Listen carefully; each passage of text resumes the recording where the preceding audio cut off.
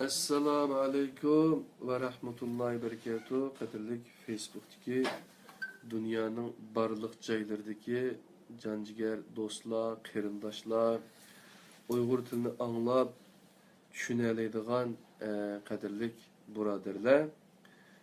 Hem bunlarınki moşu vakti ve bundan keyinki vakti, kelgüsü, iki dünyalığı, bəxt saadetki tolgan bolsun inşallah.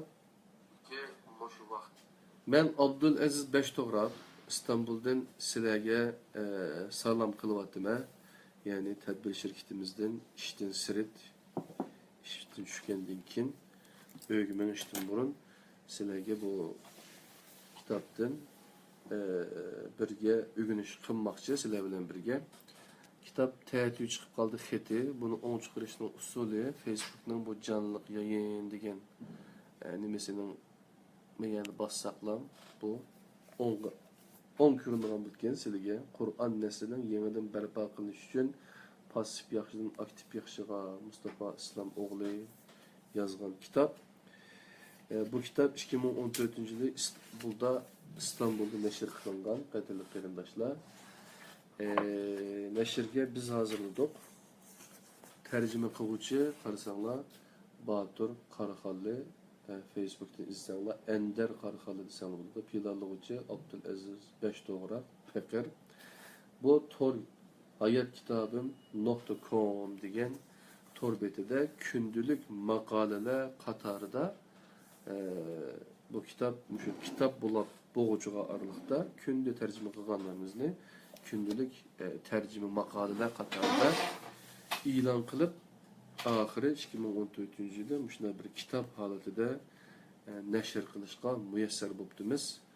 Batur kırındışımda bu kitap yazgan Ustaz Mustafa İslam oğlu'dan Allah razı olsun ve bu kitap başka nesimiz Kur'an neslinin yeniden inşa berpa kılış için desek mavzunu anlaplam bu Kur'an nesli nime degen gap bu Kur'an neslimi bulamdı dep qilishinglar mumkin. Hazır hem de bugün şu pasif yaxşıdan aktif yaxşıga özgürüşnünki 3A formulasını degen tok. Bunun birincisi nimeti aşık. Yani dava aşkı, aşık oluş gerek, kalpte iş oluş gerek. İkincisi nimeti, ikincisi ataştı. Ataş, atınış, nezirliş, berişlaş degenler. Aşılarını ügünüp nege kelgen tok degen çağda 90 neçinci bet bu. Resulullah'ın Allah'a üzünü atışı. Üzünü ataşta tevekkül bulanı ügünüp öttük. Hem de tunci Kur'an nesli özünü atıgan nesil idi degen bu mezmunni sizler bilen 100. betken şu mezmunni sizler bilen bilgi ortaklaşımız kadirli kıyımdaşlar. Men miyege nereden düşügülü bulutu bu kitap ne? Men haksız ya ki mut okuyma desenler adresini yazıp koyayım miyege? Tor kitap.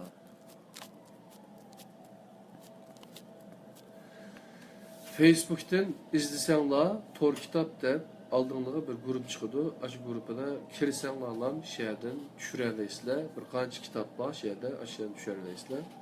İnşallah kelgüse de bu torkitap.com diyen tor betimiz mi eşleşi mümkün. Hazır uçukta. Lakin işe tüzük bir nesi yok. Erkin kanunun bir kitabını koyup koyulan yan kısım bakılmadık. İnşallah ki neşiratçılık işimizin bağlan seri tarafı kılıp çıkan kitaplarımızı köpeygendiğin kin inşallah tekrar yaxşı bir tor kitap deydiğen bir tor betimiz buluş ihtimalları tolumu yukarı. Hazırca Facebook'taki tor kitaptan düşürüp almışlar, kadirli kıyımdaşlar. Hazır İstanbul'da keçip gitti. Yani saat 7'den 39'u tepti. Bunu hem de sizle bilen birlikte yani kitapını ben sizle okup bir vatıma yani okup sizle bilen paylaşıp vatıma desek buludu. Şu tarihte de bulu vatıdım. Yani bunu biz yani işki deriz kılgandın kiyin bu ataş degen yani bülem tügeydigandek turdu. Yo'lnoma, aidiyet. 3-cü formulaga kirdikenmiz. Şoňa bügen inşallah bügençe bir kança mevzunu birlik günümüz. Tunji Kur'an nesli özünü atıgan nesil idi degan mavzu bilen onundan keyin özünü atıganlar unutilmaydı. Ondan keyin Fatihler özünü begişliganlar işçiden çıkıdı degan mavzu. Kısak onundan keyinki mavzunu yeni bir ders kısak inşallah tügügüyle kadarlı qarindoshlar. Bugünçe şu 3 mavzunu göreylik. Allah Resulü'nün hemraları yani sahabeler özünü begiştiganlar nesliydi. Biz ularni tunji Kur'an nesli ismi bilen yad etimiz. Şübhesiz ki Allah Resulü'nü körgen kişilerin hemmisi onun dostu yani sahabesi emesidi. Yani onun bilen devirdaş olgan yakınması aşını körgenlerin hemmisi lan yani sahabeler bulan dediyse yak. Onu körgen kişilerin hemmisini sahabe dairesi kirgüzüş kalami bir dava halas. İdeologik ve mezhebi bir mülahizler bilen Resulullah'ın vafatidin 2 asır kin oturga çıkan idi. Sahabe buluş közünün emez, köngülnün işi. Közü körüp, kalp gözü körmegen kişi sahabe bulanmaydı. Abdullah ibn Ummu Mektum Resulullah ne dünya közü bilen bir qatim körüp bakmadı. Emma hakiki sahabe idi. Fetihtin kin berinla silerini koyup verdin, siler hazırdan başlap hör deyilgen kişiler işi de onu naiti köp körgen bozumu, köngül küzü kor bolganlar sahabe bolanmaganlar mı bar idi. Resulullah bilen bir devirde yaşaş bilen onun davasıga hemden buluş tüpten pere kıldı. Sahabe onun bilen davadaş bolgan, yani hayatı onun hayatıga okşıgan, onun bilen okşaş bir dava yolunda küreş kılgan, okşaş bir davaga ige 3A ve 3U ruhiga aktif yaxşıladın idi. Ularning ortak alayidligi Kur'an bilen terbiyelenip çıkanlık idi. Ve aleykümselam Yusuf Eben Karaçuba kardeşim, Allah senden de razı olsun. Allah çok güzel dua ettin. Esselamu aleyküm. Rabbim muvaffak eylesin demişsin. Seni de muvaffak eylesin Allah subhanahu teala. İyimiz. Yani sahabeler Allah Resulü'nün tilideki bayan bilen özünü begiştiganlar nesliydi. Ular beşidin ötküzgen şunca capa muşakkat, azap ukubet ve kıyım kıstak, şunca urup sokuşlar karmasdan davası yolunda cenini pida kılgıdek derecede sadık kişiler idi. Bunu mümkün kılgan ulardaki özünü begişlaş ruhi idi. Ular özüde plattek bir irade ve güçlük nefsini tizginleş kabiliyetini yitirdirgen idi. Yolda kitabatkanda birisi yüzümüzge tükürse bizim okşaş usul bilen onunla cevap kaytırımız. Onda kılalmasak aldığı deveylep barımız. Onu kılalmasak hapı bulumuz. Onu mu kılalmasak o yoldan ikinci katın ötmeyimiz. Ruhi keyfiyatımız düşüp gidiyor, kolumuz tutmaz, putumuz basmaz bulup kaldı. İştahimiz kaçıdı. Kılıp atkan işimiz nime buluşunun katni nizer, onu burunqadek bir zovq ve iştiyak bilen kılalmaylıgan bulup kalımız. Ondaqda sahabeler qandaq qılgan idi, qadirli qarindoshlar. Sahabeler işideki fiqh ustazlardan biri bolgan Abdullah bin Mas'ud Kabe'nin aldıda Kur'an'ı tunji qatim okugan kişi idi. Resulullah tanlangan sahabelerga 3 qatim sungan Kur'an'ı uçuk aşkara okuş teklifini onundan başka bir pidai qabul qilishga cüret qılmagan idi. İbn Mas'ud juğu kiçik, vijik bir kişiydi. O vədisiga rioya qilib, Ka'ba oldida Qur'on o'qishi bilan tang, mushriklar uningga yupurilib kelib, urib so'qib og'zi burnini qon qilib etgan edi. Mushriklarning bu ahvolini u bayon qilgan bir eg'iz so'z aniq ko'rsatib berish bilan birga o'zini atgan kishilarning qandoq bo'ladiganligini bayon qilmoqda. Belki sahabeler tarixini o'qiganlar obdan bilishinglar mumkin. Nima degandi shu vaqtda Abdullah bin Mas'ud shu tayoqlarni yeb Qur'on o'qigan bahona bilan nima degandi desanglar javobi to'liq ajablanarlik. Ularni hech qachon u kunkidek ojiz holda ko'rmagan edim dedi. Ular nimaga qarshi chiqqan shu chaqda? O o'qigan Qur'onga. Qur'onni o'chada Arab, nima Arabcha o'qiydi, atrofidagilar tushunadi o'chada, Qur'onni anglab tinglashadi. Shuningdan og'zini nima qilish uchun, uni tovoqlash uchun, uni Qur'onga ergishib qilishini to'sash uchun ashunda zo'rlik, zo'mbuliqlar bilan qilmoqda shu ishni. O'zini atganlarning tillog'i dastan o'rnikini zulm, qiyin qistoq ostida feryat çekкен sahabeler teşkil kıldı. Yasir ailesi bularning en aldıda yer aldı. Asli ismi Bamih, yani paxta bo'lgan Sümeyye raziyallahu anha, Yemenlik eri Yasir ve oğlu Ammar xo'jayinlarining qiyin qistiqi ostida feryat chekayotgan edi.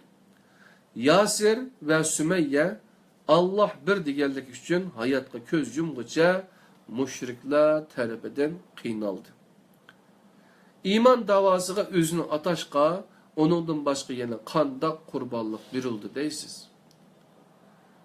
Mana qarab baqsaq, bizningki Uyg'ur qarindoshlarimizning ishidimi qizlariga Sümeyye deb ism qo'ygan birodarlar, yani ism qo'ygan qizlarimizdan bir qanchisini men sanab bera olayman. Nimişqi degan chaqda meni aşı chaqdagi o'zini atganligi Allah subhanahu taolaning davosiga, payg'ambar alayhisolamning davosiga atganlik uchun oxiri qandoq o'ldirilganligini bilasizlar, neyzi bilan jon yeriga neyzini sanchib o'ldirib etgan. Tunji islom olimida, yani payg'ambar alayhisolam nubuvvatdan keyin en şahadete kabul kılgan, yani şehitlerin, yani birinci katım şehit olan İslam için, Allah için özünü atagan kişiler. Beşi de Sümeyye Hanımız gibi kadirliklerim. Daşlar. İslam fetihlerine sahabelerinin özünü bağışlaş ruhunu nezardan sağıt kılganda izahlayalmayız. İslam fetihlerinin sebebi kurallar küçemesidir. Çünkü 100 yıl işide garipte Pirenelerden şerqdə Cunguğuca, şimalda Kafkazlardan, canubda Seylan arılığıca dünyanın tört tərəfiga tarqalgan bir din var idi. Bunu hərbi və kural gücü bilən izahlaganlarga İngiliz tarix felsefecisi Carly mundaq cavab verdi. Eğer bu işler kural gücü bilən bulunğan bolsa, sizlerinin Kur'an'ınla hemmedin ilgar ve güçlük. Ondaqda bunu emelge aşırıp bekınla amisa. Demek edilir. Onundan başka dünyanın nurgun yerideki ahaliler İslam askerlerinden teşkil kılıngan bir kiçik etret bilen uçraşmasdan, bir tal ok yaki kılıç görmezden İslam'ni tallıgan idi. Malayziya, Endonezya, Şimali Afrika ve Şarkı Cenubi Asya'nın nurgun joylari qurolli kuchdan xoli holda islomni qabul qilgan edi. Anatoliyaning nurgun joylarimi yurak fethi bilan islomni qabul qilgan edi, qadrli qarindoshlar. Yurak fethini tarjima qilyapman, inshaalloh. Yeniden bir başlık alsam üzülüp kaldı oturda. Oma çıkıdı qadrli qarindoshlar. Vida hacida Resulullah'ni ko'rganlarning soni biz muvafiq deb qaragan 70-80 ming kishi deyilgan raqamni qabul qilaylik. Bulardan taxminan 10 ming kishining qabri Madina va uning atrofidagi joylarda bo'lib, qolganlarning qabri nerede? Mana bu sualning javobi o'zini Alloh yo'lidagi da'voga ataganlar neslining qandoq bir nesil ekanligini aniq tushuntirib berdi. Allah Resulü'nün sahabeleri özünü İslam davasıga atagan edi. Bu sebepten İstanbul deyilgende Ebu Eyyub el-Ensari raziyallahu anhu aklımıza kilidi. Samsat, Türkiye'deki bir cayının ismi deyilgende tuncu Kur'an nesli qatarından urun algan Safvan bin Muattal es-Sulemi raziyallahu anhu yadımıza kilidi. Maraş, Türkiye'deki bir cayının ismi deyilgende Uqaşa raziyallahu anhu aklımızı kilidi. Kıbrıs deyilgende bir ayal sahabe hazır mı? Hala Sultan, Hamma Sultan deb yad kılıngan Enes bin Malik raziyallahu anhu'nun hammisi ve Ubade bin Samit raziyallahu anhu'nun rafiqsi Rumeysa isimli Ummu Haram raziyallahu anha yadımızga kildi. Qadirli qarindoshlar. Ebu Eyyub el-Ensari raziyallahu anhu haqida bir az to'xtalaylik. Qachon va qancha yoshida vafot bo'lganligi haqida aniq ma'lumot yo'q. Lekin barliq rivoyatlarga qaragan vaqtimiz 83-93 yosh orasida vafot bo'lgan. Sizce 90 yoshga kiray deb qolgan bir kishi jang qila olamdi? Birli javob, yo'q, qila olmaydi. Ondaqda Resulullah'ның Medine'de tunji qatim uyida mehmon qilgan, Qur'on bilan yetilib chiqqan bir sahabe ve Hazreti Ali'nin siffindeki 3 kumandanlarından biri bo'lgan Ebu Eyyub el-Ensari raziyallahu anhu'ni o davrning sharoitida 3000 kilometr yo'lni mengishga qoyil qilgan nima? degan bir savol tug'ildi, qadrli qarindoshlar. Agar bu savolga iymon deb javob bersak, u vaqtda unuda qilmaganlarga tuhmat qilgan bo'lib qolamiz. Shunga bu javob to'g'ri emas. Undaqda bu savolning to'g'ri javobi zodi nima, qadrli qarindoshlar?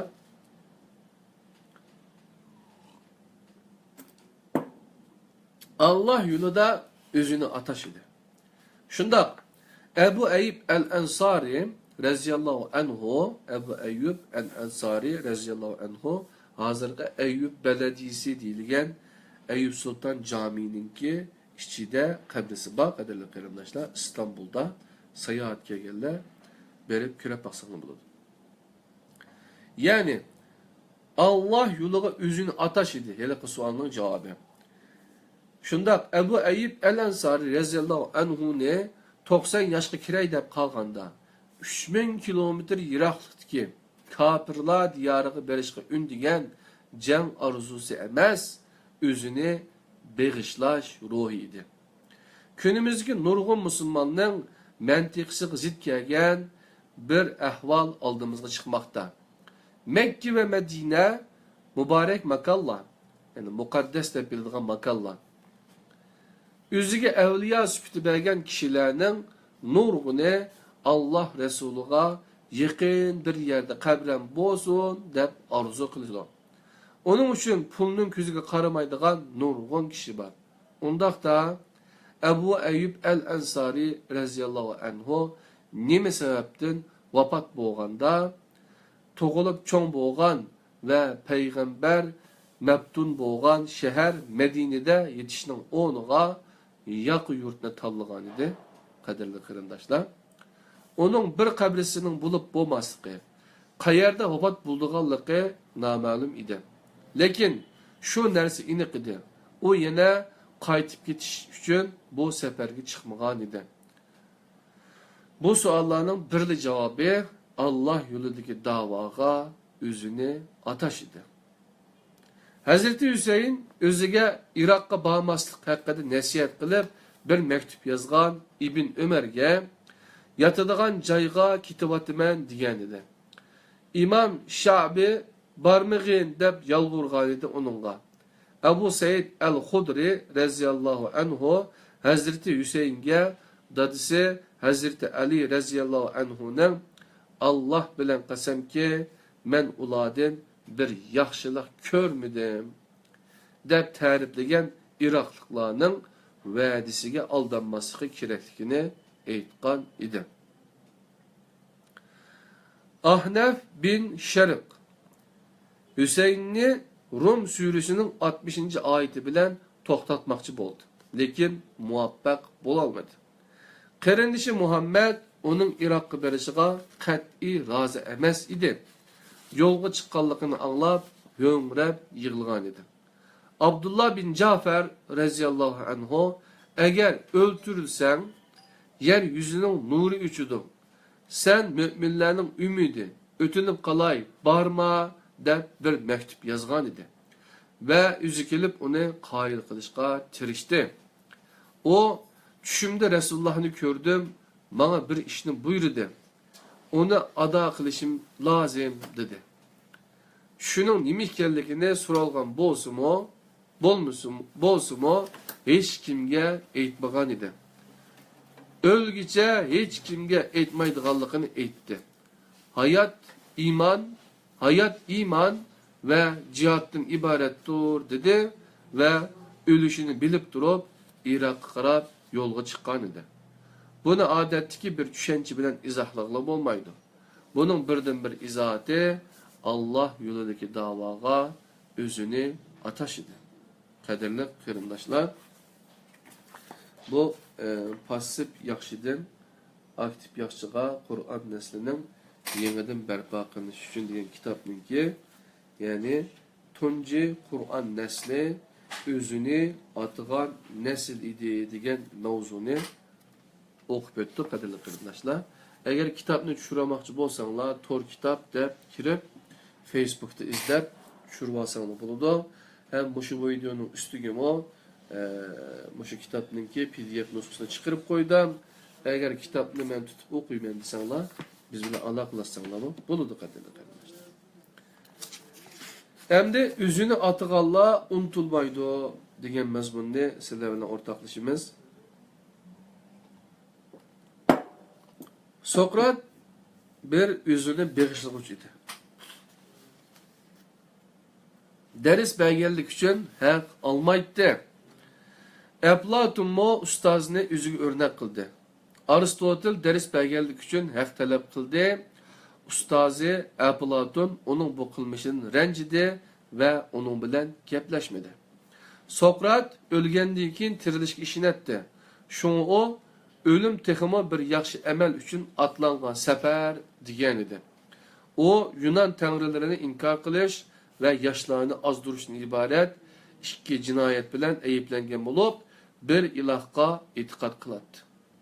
O men uxlayotgan Atina etini uyg'otish uchun onun dümbüsüge kongan bir çivin deydi özünü. Öz devrinin soğutu onu zehir silingan içimlikni içip ölüşke mehkum kılgan idi. Caza icra kılınıştın burun onu yaxşı gördü Allah ve okuguçuları onunla zindandan kaçıp getiş teklifini verdi.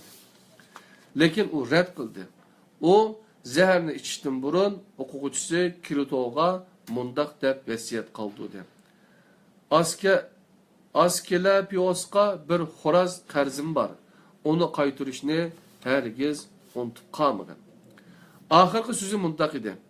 Tangrining nazarida qilganlarim qabul bo'lamdi, bo'lmamdi, onu bilmayman. Lekin shuningga ishonamanki, onu rozi qilish uchun chin dilimdan tirishdim. Bu tirishchanligimni qabul qildiganligiga umidim bor. Zeherni içti ve halsizlenip yıkılıp düşükçe etrafını aylandı, ahiri ruhini teslim kıldı. O cenini samimiyetiga şahit kılış için pida kılgan idi. Kadirli qarindoshlar. Yuqorida hayatı qısqacha bayan kılgan şahs özünü beg'ishlagan deyishga loyiq emasmi? İskendermi özünü beg'ishlaganlardan biri edi. O ustozi Aristotelning ders bergen makanning zemin qismiga yasatgan dunyo xaritasiga maftun bo'lib qolgan va kichik vaqtidan boshlab Jahongir bo'lishga o'zini atagan edi. Çanakkale etrafında quruqlıqqa yaqinlashgan kemilar ichida eng boshidagi kemining eng oldida ubar bo'lib, yanida elib mangan g'azina qo'shinining bir oylik ehtiyojini aran qamdiyalaydi. 20 yosh vaqtida taxtga chiqdi. 13 yilga yaqin hukmron bo'ldi. Bu vaqtning yarmidan ko'pragi Hindiston safarida o'tgan bo'lib, besib o'tgan yo'l ustida 70 tane İskenderiye şehri bina kılganlığı rivayet kılındı. Mısır, Babil, Paris ve ulardan başka nurgun devletlerinin zeminini imperisiga koştu. Mağlubiyetke uçratkan Paris şahi Dara'nın koşunu İskender koşununun 13 həssisiga toğru keletdi. Hindistan seferinden keyin koşundaki barlıq Yunan askerlerini ailesiga qaytırdı. Andın barlıq Makedon askerlerini mo ailesiga qaytırıp etdi. O Yunan yoki Makedon sifatida emas, bir Jahongir sifatida tarixda iz qoldirishni arzu qilgan edi. O o'zini bu arzuga atadı ve neticesini qo'lga keltirdi. İskender 32 yaşında öldü. Onun ifadesi bilan aytilganda ölümni feth qilmoqchi edi. Bu büyük Jahongirning ölümüge bezgek mikrobi elip yürgen bir paşa sebep bo'lgan edi. Eğer özünü ataş ro'yi bo'lmasa, 32 yıllık bir ömürge buncha alem shumul ishlarning qandoq sig'qanligini tasavvur qilib bo'lamdi. Qadrli qarindoshlar. Sizlar bilan birga pasif yaxshidan aktiv yaxshiga degan qandoq qilib biz pasif yaxshilikni tashlab aktiv yaxshilikqa ega bo'lamiz, aktiv yaxshi bo'la olamiz degan mazmunda bu kitobni sizlar bilan paylaşib o'taman, qadrli qarindoshlar. Hamdiki mazmun Fatihlar o'zini beg'ishliqanlar ishidan chiqadi degan bu mavzuni, bu temini sizlar bilan paylaşıma qadrli qarindoshlar.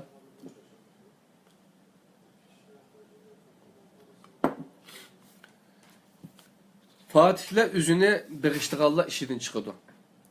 Endulus, bugünkü İspanya, Fatihi Tarix bin Ziyad özünü Allah yoluga atıgan bir zat idi.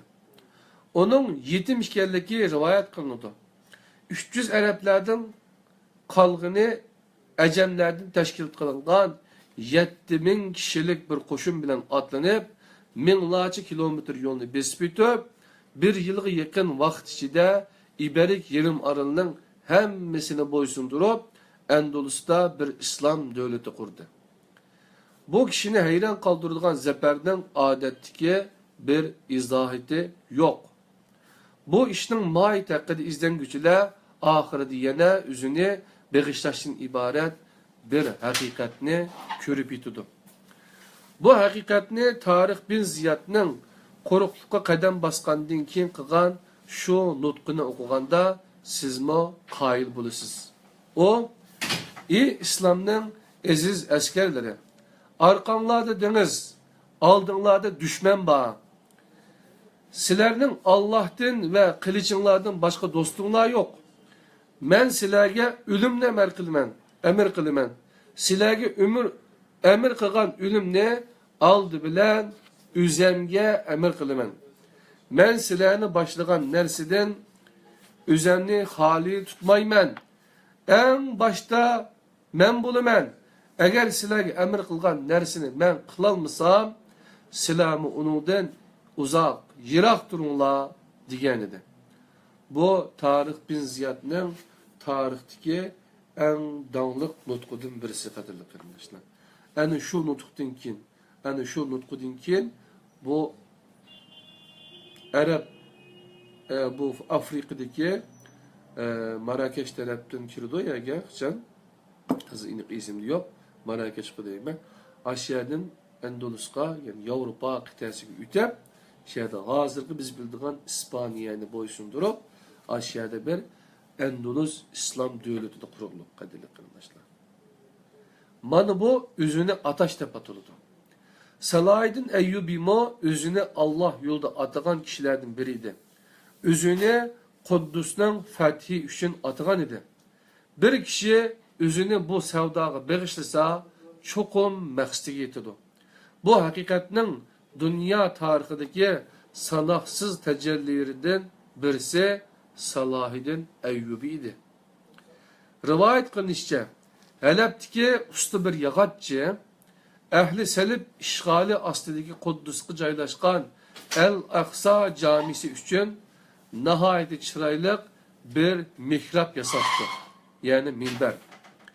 Bu mihrab tillağı dastan buluptu. Kişiler yağatçıdan nahayeti chiroyli buluptu. Lekin Kuddus işgal astida bunu kim o camiye apırıp ornuga koydu deb so'rabdi. Yağatçı, mening kulumdan bu iş kiletdi. Men bunu kıldım. Belkim bir yigit çıkıp bu mihrabni Kuddus'taki ornuga koyar deb cevap veripti. Bu hikayeni anılgan Salahiddin Tirikit koçularda oynap yürüyen 5-6 yaşlardaki bir küçük balıydı. Salahiddin tağısı Şirkuh bilen birge Misir Fatimi devleti vezirinin çakırgı bilen Misir'e keludi. Tağısının vafatidan keyin Misir'ga vezir buludu. Keyin o Eyyubiler deb atılgan devletinin korgucusu buludu. O parçalanıp ketken ümmetini birleştiriş üçün şundak bir yol tutkan bulup, Müslüman yetekçilerge suikast kılgan Hasan Sabbah'nın yolunun ergeç küçüleri Nizari İsmaililerini o kail kılıp, o da öz davasıga hizmet kıldırgan idi. Alamut İsmaililer bu tarihten keyin zehirli hancerlerini Kuddus'unu işgal kılgan Ehli Selib hükümdarlarını ve kumandanlarını közden yok tutuş için işletti. 16 çoğun suikastının ahırkı töhdi Kuddus fetih için mühim rol oynadı. Nizariler bu töhbeleri bilen Kuddus fethinin yolunu açtı.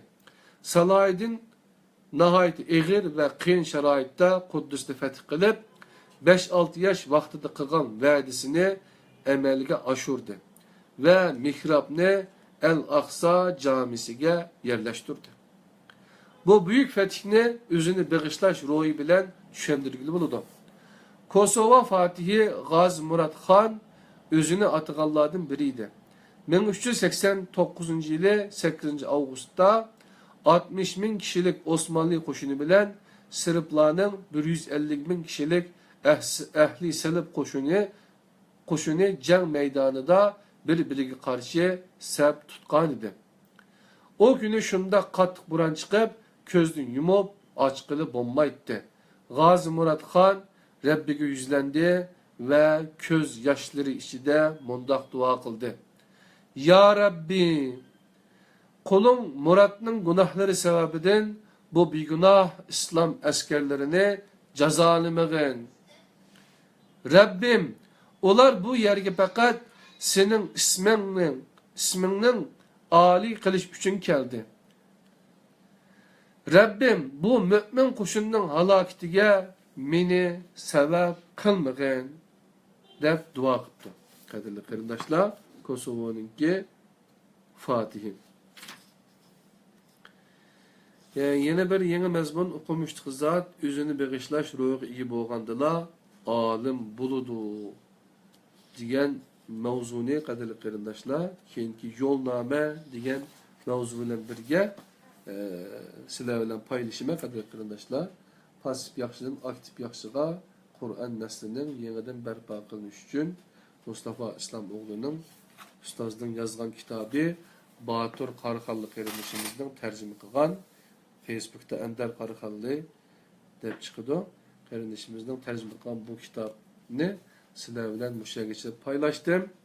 Ben bir nersini eskertip biteyim. Benim hatırlarımdan İstanbul'a gelip ben Suriye'den geldim 2008 yılı. Taksim'de, Ankara Tümer'de, Taksim'deki nimesinde hep ahir kursu şehit okudum. Hafta içindeki kurslarını Babi Alem'de bir dernek vardı. Mehmet Ali Pulat kardeşimiz şehit etti. Aşağıda okudum.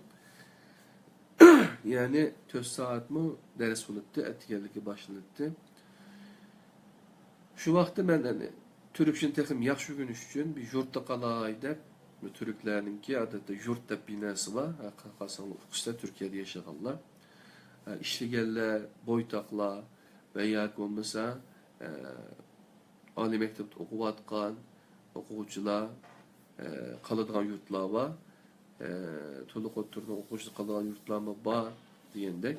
Ben şu çağda şu Ali mektep okuwçylary hem işlevatqanla turduğan bir yurtta AGD Anadolu Gençlikninki Kasım Paşa'da açkan yurtta bir qarindaşımız tanıştırıp koygan üzemdeki okuwçy genişkimden ben apağandan keyin şäherden yani kursunun Ankara tümerinin kursununki okuwçy ekenligini bildirdigan nemin apağandan keyin şu yurtqa algandy. Aşağı tuğandım. Bir 2-3 ayda tuğdum şäherde. Şuna bir faaliyet ola, bir kardeşimizle Abdul saklavattık aşı yurttaki. Yaşın neçe dep sorudu, yaşım 33 dedim mu şu vakta da. 30'um açtı ok dedim. Yani kerip getik dedim de. Desem bu akıl yaş demez başta dedi. Onun dinkin dedi ki sen şu 30 neçe yaşındaysan 33 yaş diyen okşayma. Yani Ebu Eyyub el-Ensari yani Eyyub Hazır Eyüp Sultan Eyüp Sultan Camisi de kabrisi var değil o da dedi. Yani bayatın biz gibini kılıp ötken, yani üzünü İstanbul'un fetih kılınışına atılan bir sahabeden birisi. Yani aşağıdan İstanbul'a kelgen vaxtda 93 yaşıdık ettik yani. Yani bu senin yaşında küçük değil olmaydı dedi. Şu anda İstanbul'un fetih kılan vaxtı nemininki Fatih Sultan Mehmet'in 23 yaşlı değil mi? Bayatın İskender'in Zulkarneyn'inkini 32 yaşta bütkül dünyanı Nurgun devletinin üzüğü ketip edip çoğun bir imparatorluk kurup tügep gittik dedik. Bir nemi kiseli bilen, bir paşadan, bezgek kiseli bilen. Demek ki adam üzünü atsa kadarlı kırımdaşlar o yaşka karalmaydı. Yani üzünü atıgan mesela bilim ba, benim layaktım yok ya, bilimim bulmagaçka ben bu işi kılanmayım dep bir işten kaçmasın. Üzümüz kılalaydıgan derecede kısa. Mesela Salahaddin Eyyubi, Eyyubi devletine kurgan öz vaktideki nimeni ikinci kadın fetih kılgan adam şu tarihte Kudüs'ni. Birincisi Ömer Ezelanhu, ikincisi Salahaddin Eyyubi. Salahaddin Eyyubi'me küçük vaxtda da üzgüşünə vədə qılıdı ki, mən çoxum şu Kudüs'ni fetih qılımən deyib. Amma heliqi Muzdos, heliqi Yaqatçı özü şunda çıraylı şu kelgüsü de Kudüs'ni fetih qılıdığan şu adam oturduğan munber yakomisa el-ihramni mən müşdə yas edeyim deyib yasaqlıq ki. Bunu kim oturdu bununla? Şunda çıraylı qıpsa bunu şu. Diyendi ki, benim kulağımdan kildiğine muşu, inşallah bunu bir gün şu Endülüs nimini fetih kılgan, Kudüs'ü fetih kılgan Fatih çokum oturdu. Kağanı şununla kaldı. Deydiken de. Demek biz kolumuzun kildiğen kançılıklı iş olsa, kurubutumuzun yetişçe bir işini kılıp ameli salihat yani yaxşı emel, ıslah kıldıgan emel, başkalarının paydası deydiğen emelini kısak, çokum Allah bizden murat məqsədimizə yetküzdikən qadirli qırındaşlar. Şunlaşqa Allah bizden özümüzün qurbutu yetməyən nərsini sormaydı. Amma qurbutum yetib nemişqi mən bəgən şu qurbətini işlətməysə dep soruşu inib qadirli qırındaşlar. Şunlaşqa biz qılğanla əminimiz emas, qılmağanlardan mı? Qurbutumuz yetib durub qılmağan nərslərdən mi? Sorulduğanlığımız iniq qadirli qırındaşlar. Şunlaşqa biz pasif yaxşıdan aktif yaxşıga ötüşümüz gerek. Her zaman Allah'ı yarıqıdak əməllərdə, projelərdə, türlərdə bizning qo'llanishimiz, o'zimizning kuchini chiqarishimiz, shu tashning ostiga qo'limizni qo'yishimiz va ya bu sho'rbada mening tuzim bo'lsin deb tapqını gül keltürer, tapalmığını bir baş piyaz degenge okşaş qilishimiz kerak qadrli qarindoshlar. Anda olsa bugünkü pasif yaxshidan aktiv yaxshiga degan kitob o'qimasdan yani Facebook qurgan xalqimiz mishada tugudi qadrli qarindoshlar. İnşallah erta yana ko'rishguncha aman bo'linglar. Allohning o'ziga omonat. Assalomu alaykum va rahmatullohi va barakatuh. Abdulaziz Bashto'g'ra qarindoshlardan tadbir shirkatidan sizlarga naq meydandan salam qılıvatımen. Allah'ın özüge amanet olunlar. Ve aleyküm. Assalam.